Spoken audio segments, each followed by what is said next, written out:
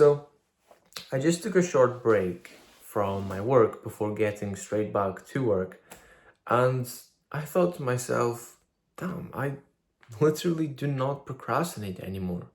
I did used to procrastinate. I had times where, in fact, at its worst, I had times when I was laying in bed and I just did not want to get myself out of my bed. I did not want to get up and begin my workday. I did not want to. Seriously, that's how bad it was. I just didn't want to open my eyes. And I've had other times when it was kind of mild and I just kind of didn't want to do the work, but maybe I forced myself. But now I literally do not procrastinate. In fact, I don't even snooze my alarm ever, ever. And so, because I know it's a big issue in today's world and many people procrastinate, I will share with you how I eliminated procrastination from my life. And I'll give you two things here. First of all, I'll give you the foundation that's necessary for this. It's absolutely crucial, necessary. And then I'll give you a kind of strategy or tactic or technique to amplify this and make it even better. But the crucial thing here is that tactic or that technique, I'll call it that technique will not work without the foundation in place first. And the issue I see on the internet nowadays is that there are so many gurus handing out hacks and tactics and all these things. But the thing is, those hacks and tactics and shortcuts do not work long term because the foundation's not there in the first place. You can't build a strong house on sand or a tower on sand. We're trying to build a big building for you here, an empire, and so we need a strong foundation. So let me just jump in. The foundation, to put it shortly, let me try again. The foundation that I have in place, and I'll just speak from personal experience instead of telling you what to do. The foundation I have in place is that I've found my vocation. So let me explain what I mean by that.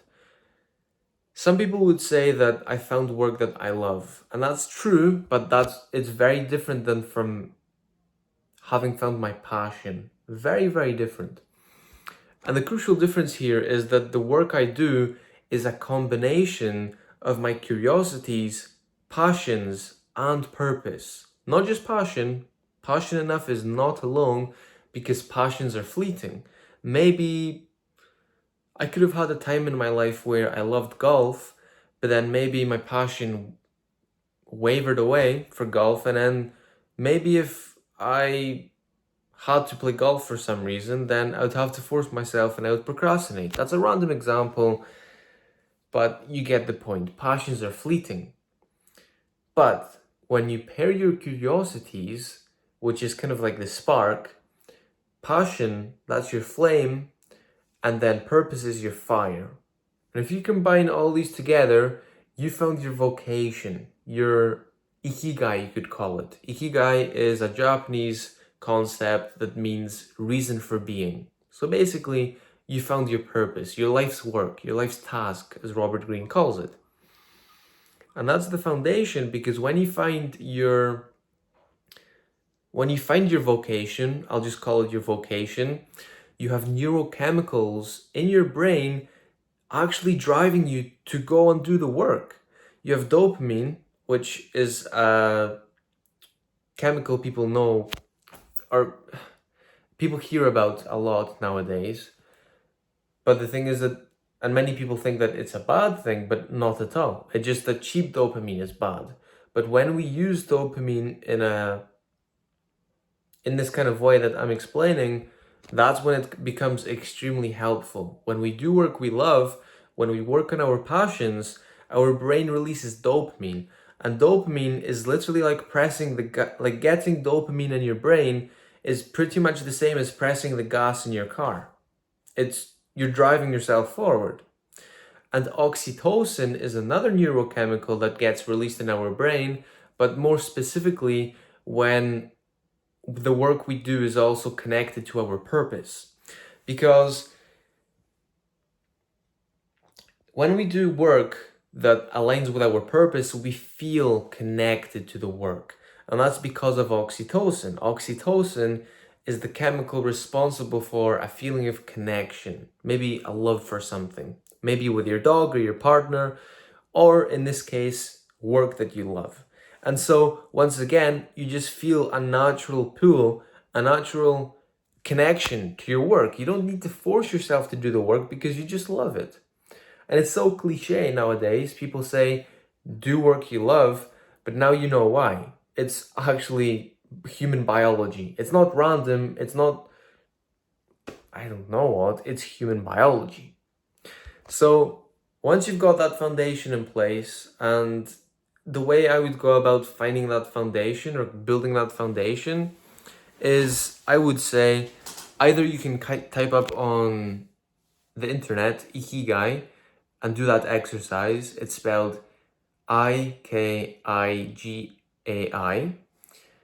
And there you combine 4 circles of what you love, what you're good at, what you can be paid for, and what you think the world needs. That's how you can find your Ikigai, which is your reason for being or purpose.